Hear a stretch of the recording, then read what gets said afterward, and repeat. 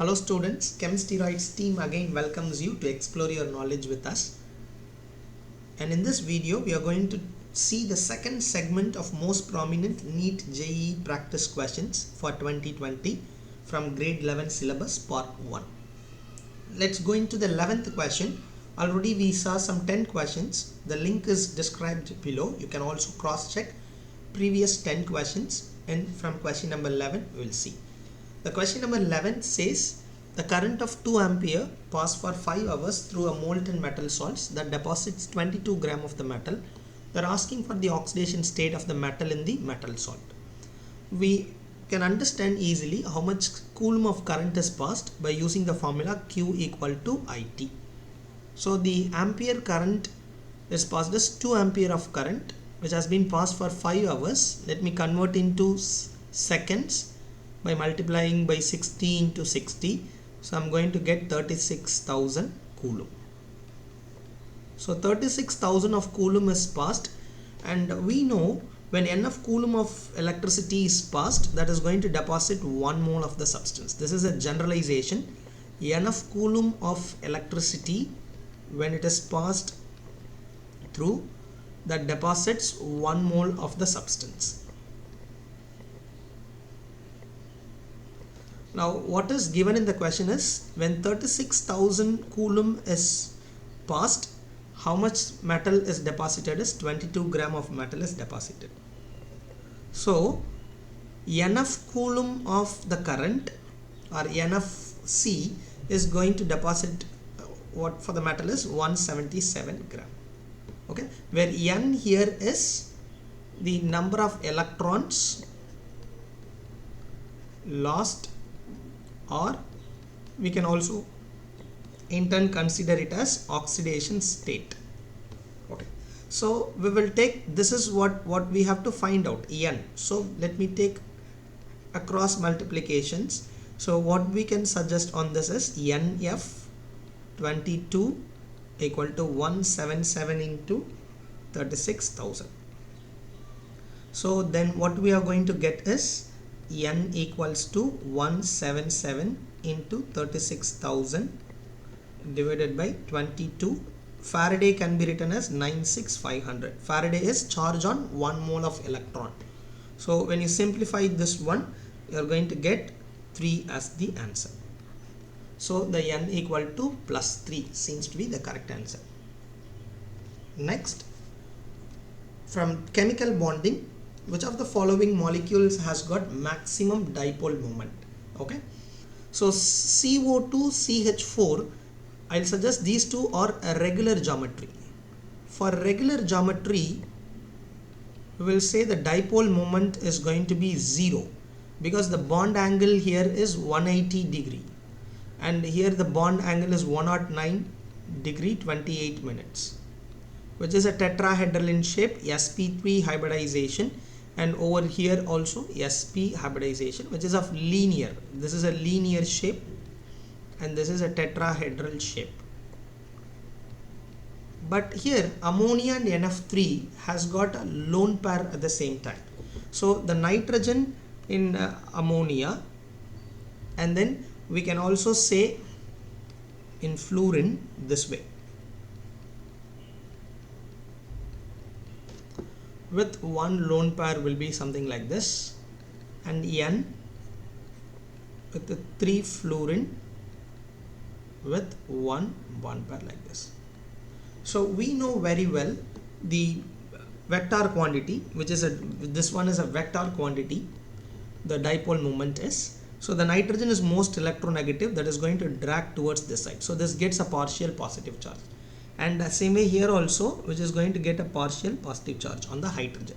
So nitrogen drags the electron towards itself because electronegativity for nitrogen is 3, for hydrogen is 2.1. Electronegativity is 2.1. For hydrogen, which is nitrogen is 3, hydrogen is 2.1. So which drags the electron, so hydrogen gets partial positive, nitrogen get negative charge. So this is bond dipole of 3 NH bond. And at the same time the lone pair is also tries to pull towards upward direction.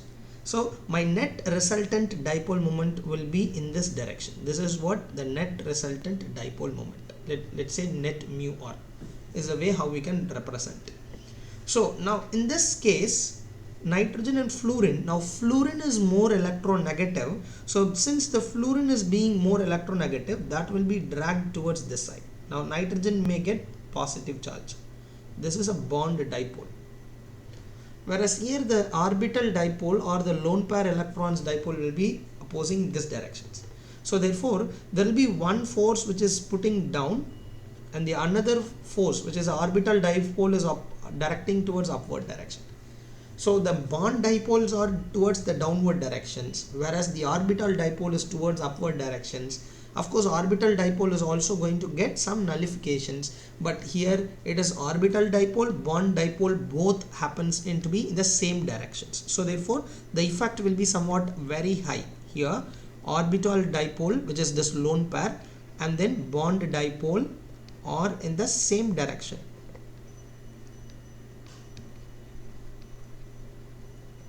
So the net resultant dipole moment will be somewhat very greater. So that will have the maximum dipole moment. Okay, so ammonia is having a greater dipole moment than NF3, which is a very important question also. Next, question number 13.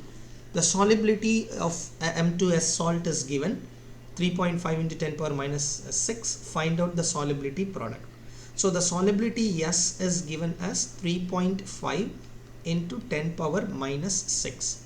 So what is KSP for the salt M2S? How that is going to dissociate into is, it is going to dissociate into as 2M plus S minus 2. So if I take this as 2S and this as S as the solubility, because 2M plus are there, so 2S and then S. So what is KSP expression is M plus square and then S minus 2. So this is going to be 2S square and then S, which you generally make a mistakes, so make sure you do the correct calculations. So KSP equal to 4S cube. So the solubility product KSP is 4S cube, and KSP equals to 4 into solubility value is given 3.5 into 10 power minus 6 power 3. So then what we can suggest on this is 35 we know 1225, and if you add one more 3.5 or possibly make it 42.875 from that. So when you multiply that by 4, you may get 171.5 into 10 power minus 18. So let me say the KSP as 171.5 into 10 power minus 18. So the data says in terms of scientific notation, let me take this decimal to 2 places left side. So I should take exponents 1.75 into 10 power minus 18. I have placed the 2 places, so 10 power 2 positive exponent, so that becomes 10 power 16 minus 16. That has been found in option B. So the answer is 1.75 into 10 power minus 16. And you should be very cautious with this type of sums, because here this is not a concern. 1.7 is applicable or present in all the options, so which means you should be very cautious in your calculation, since only changes is happening in terms of exponents. So you should be cautious when you are handling your exponents. Okay, so make sure you do the calculations correctly, and it is always going to result in the correct answer. Next, question number 14 from nomenclature. There is an IUPAC name, so there is a structure given. IUPAC name is asked for.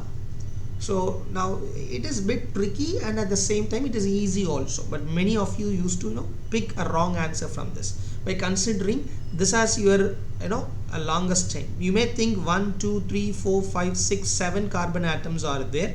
Okay, you will go for sometimes 7 as the carbon atom, but this parent chain is wrong, because the parent chain must possess more number of functional group.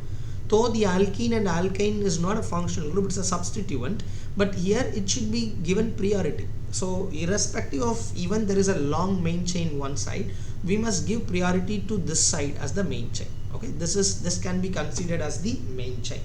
So where it consists of only 6 carbons. So therefore we must say, from here let me take first carbon, second carbon, third carbon, fourth carbon, fifth carbon and sixth carbon.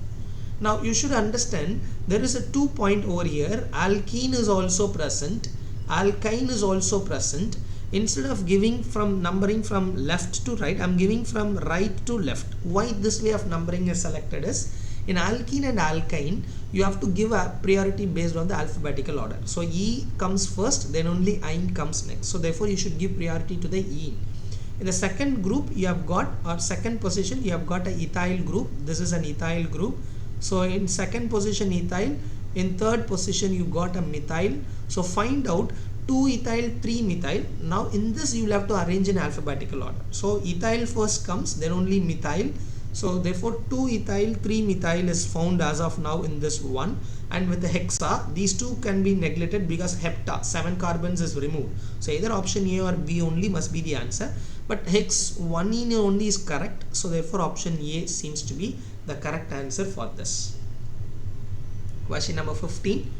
Which of the following represents correct acidic order of the given compounds? So the acidity can be identified based on the inductive effect in this case.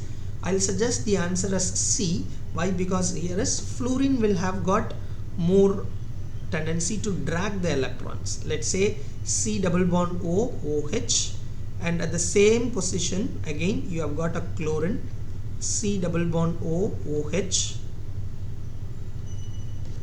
and then over here it is CH2Br. Inductive effect decides this order. C double bond O, OH, and CH2, and here we might consider it as hydrogen because CH3 is given. So then C double bond O, OH. So what we may suggest is fluorine will drag the electrons towards themselves, being more minus I group, so which drags the electron, so H plus release will be easier. Remember, acidity is directly proportional to minus I effect and then minus R or minus M effect, and it is inversely proportional to plus I or plus R or plus M effect. So therefore the minus I effect follows the order. Minus I effect order for the given substances is fluorine, then chlorine, then bromine, then hydrogen. So therefore we must say this as the answer. 15 answer is C. Next, question number 16. Maximum enol content is asked for. Remember always, the maximum enol content will be the one which has got most acidic in nature. So ketoaldehyde will be having a most acidic. So this is a keto group and there is an aldehyde group. So this to be given priority. So in this I'll suggest ketoaldehyde is to be given priority. So the maximum enol content will be found in option 4. Okay, this possesses a maximum enol content. Then we can give priority to diketones. Option 2. Question number 17. They are asking you to find out the basic character of the amine from the following compounds. When they ask for the basic character, you should say which should be donating the electron pair readily. The one that donates electron pair readily must be your answer. Okay, that is what we call it as more acidic, more basic in nature. So here the nitrogen will be involved in the resonance like this. Here also the nitrogen electrons will be involved in the resonance. Here it is localized, which is not involved. The electrons in this is localized. Localized in the sense which is fixed. Delocalized means the electrons keeps on moving. Here it is localized. The electrons are fixed in this, and which can readily donate to the other substances, which may expected to act as more basic character. And NH2 is there. NO2 is a withdrawing group. When it withdraws, it can show its withdrawing effects on these positions, ortho and then para positions, and meta positions will be getting affected. So the meta positions will get a positive charge when all this NO2 are there. So the NO2 will result in the meta positions. So we may suggest like this. NO2 is a meta directing group. So it gives at meta positions positive charges. These are the meta positions. These two are ortho. These two are ortho positions. So this is a meta, and then opposite to that is a meta positions, and then para positions. So it results in a positive charge. In order to nullify this one, this moves here and it stabilizes. And over here also there will be a withdrawing effect, minus I effect is observed. So I'll suggest 3 is more basic in nature, but almost all the options says 3 as the more option. But next to the 3, I can suggest that this CH3 will impact little on by pushing the electrons towards nitrogen. So therefore plus I effect is exhibited. So remember again here, like acidity, here basicity is directly proportional to plus I group, or we can say plus R group, and it is inversely proportional to minus I or minus R group. Okay, so NO2 is a minus I as well as minus R group, and the 3 is more localized, so 3 is more. Next to it 2, option 2 and option 4 fulfills the same. So therefore by that way we can neglect these two options. Try to eliminate the options, sometimes it is very important. And now 3, 2, 1, almost this 3 says next after 3, 2, 1 is the one. Now out of 4 and 5 you must decide carefully. Okay, so the 4 is showing a positive one, but this one will impact on the ortho and para. So the 4 is said to be somewhat more basic, okay, than the 5. Okay, so it affects on ortho and then meta and or para. So we will say 4, 5. Among 4 and 5, 4 is said to be more basic in nature. So option 4 seems to be the correct answer. Question number 18. Yeah, very important, bit easy one, but sometimes you need to think from sequence type of questions. And in a set of reactions, ethyl benzene yielded a product D is asked for. So the first point is here, the taken up is CH2 CH3. When you take a ethyl benzene in the presence of KMnO4 KOH heat, irrespective of the length of the chain, it gets oxidized to carboxylic acid. So COOH, this must be the possible product of B. Remember, irrespective of the length of the chain, it gets converted in a, whatever may be the chain here, it just gets converted into COOH, and then from there it can react with bromine in the presence of ferric chloride. So we know it is an electrophilic substitution. It is a meta-directing. Carboxylic acid is a meta-directing which directs the incoming electrophile to the meta position. So the COOH gets guiding the incoming electrophile Br to the meta position. So this may be possibly the C product, and this C is treated with an ethanol. Okay, C2H5OH. So alcohols, when it reacts with carboxylic acid, there may be esterification. Okay, so what may happen is acyl oxy cleavage will happen. So this OH and H from here will be removed as water molecules. When that is removed as water molecules, what may be the possible compound you may have is COO C2H5, ethyl, and Br at this position, which is what we call it as D, and D is option D. So it observes to be option D. Question number 19. Yeah, this is also a very important question. Sometimes you may go for identifying the wrong answer. So the major product plus minor product is asked for. So we need to find out possibly the major product A. Okay, so what we must do is, this type of questions is CH3 C, CH3 CH3 CH double bond CH2. First it reacts with the H plus, so it's an electrophilic addition. This is going to attack this H plus, and the CH3 C, CH3 CH3. The H plus can be added either here or it can be added here. let me take one by one. If it is added here CH2, then to this carbon there will be a positive charge. Find out what is the alpha hydrogen for this. What is alpha hydrogen? The next carbon, which is this carbon, is alpha carbon. Carbocation, this is an alpha carbon, this is a beta carbon. So how many hydrogens are there? Is 2 hydrogen, which will result in 3 hyperconjugative structures. Now there will be a shifting of a proton, because this results in shifting of protons. We may say a hydride shift. That's the nature of the carbocation. When there is a carbocation mechanism, you should always see for hydrogen shift. So from here, one hydrogen gets shifted to this one. So what will be the structures that you will get accordingly is CH3C, CH3, CH3, CH positive. Now here CH3. Always this hydride shift is favors till it gets stability. So find out again what is alpha hydrogen. This is the carbon containing carbocation. This is alpha, and this is also the alpha carbon. There are 2 alpha carbons, but how many alpha hydrogen it has become is 3 alpha hydrogen, which results in 4 hyperconjugation structure. So the stability is still increased.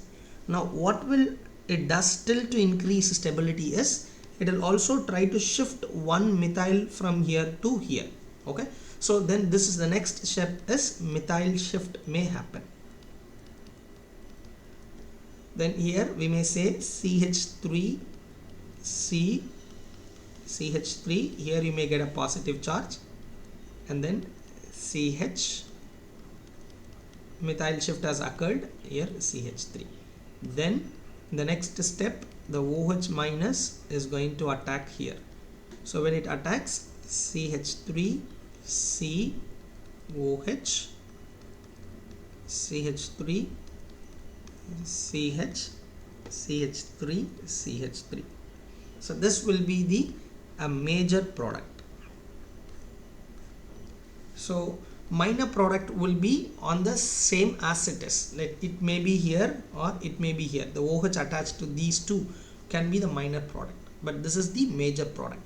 So now why this shift occurs, methyl shift occurs, if you see the alpha hydrogen again, okay, how many alpha hydrogen?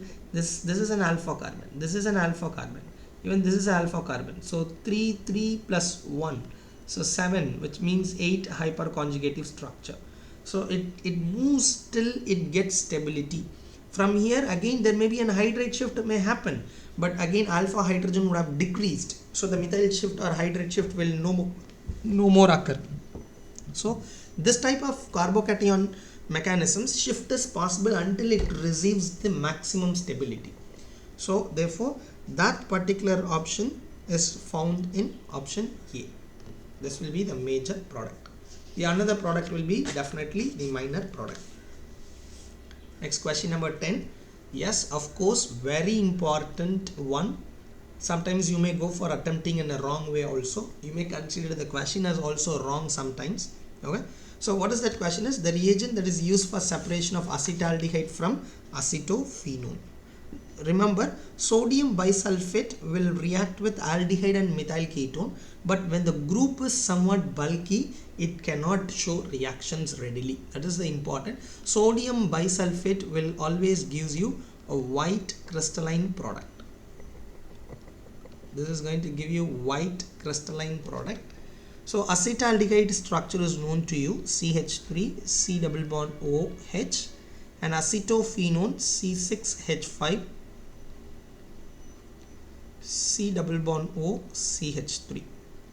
So there will be a phenyl group which is showing a steric hindrance or bulkiness. So this bulkiness doesn't allow the sodium bisulfate. We know the sodium bisulfate addition reactions. It forms a adduct, okay, nucleophilic addition reaction, but that cannot happen possibly when the bulkiness is very high. So therefore the sodium bisulfate is used to identify the separation technique. So option 1 is the correct answer. And let me also give you another important point for your note. Okay, so make sure you know this one. Sodium bisulfate NaHSO3 will react with aldehydes and methyl ketone possibly.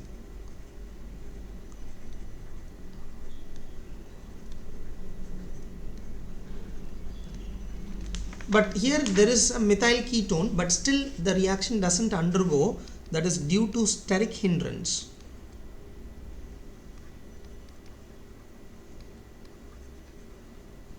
Of phenyl ring. Therefore the bisulfate addition reactions doesn't happen. You have to switch according to the concept. In case if the question is asked like which of the following does not react with sodium bisulfite, the options framed are, let's say, CH3CHO and CH3CH2CO CH2CH3, and in option C, if this type of questions are framed,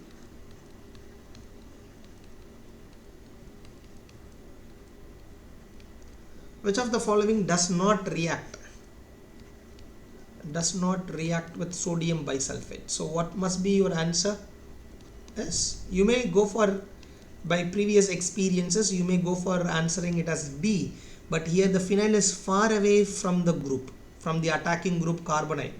So therefore, if you hide this phenyl, it can be considered as merely acetone derivatives. So that is not the case. It also has got methyl ketone, so it undergoes. Here also you will find CH3CO, methyl ketone. Here in this, acetaldehyde can be written as CH3 C double bond O with H, again methyl ketone. So almost all has got methyl ketone, but in option B you don't find any methyl ketone group. Okay, so therefore which of the following does not react with is said to be here option B. Okay, so I hope you understood all the questions. Go through meticulously again one by one each question. Try to learn the tactics involved, and when this type of questions again appears, you should not make any mistakes. Okay, learn from the mistakes, but make sure you thoroughly practice. Thank you.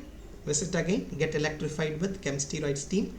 We will soon meet with a new set of questions.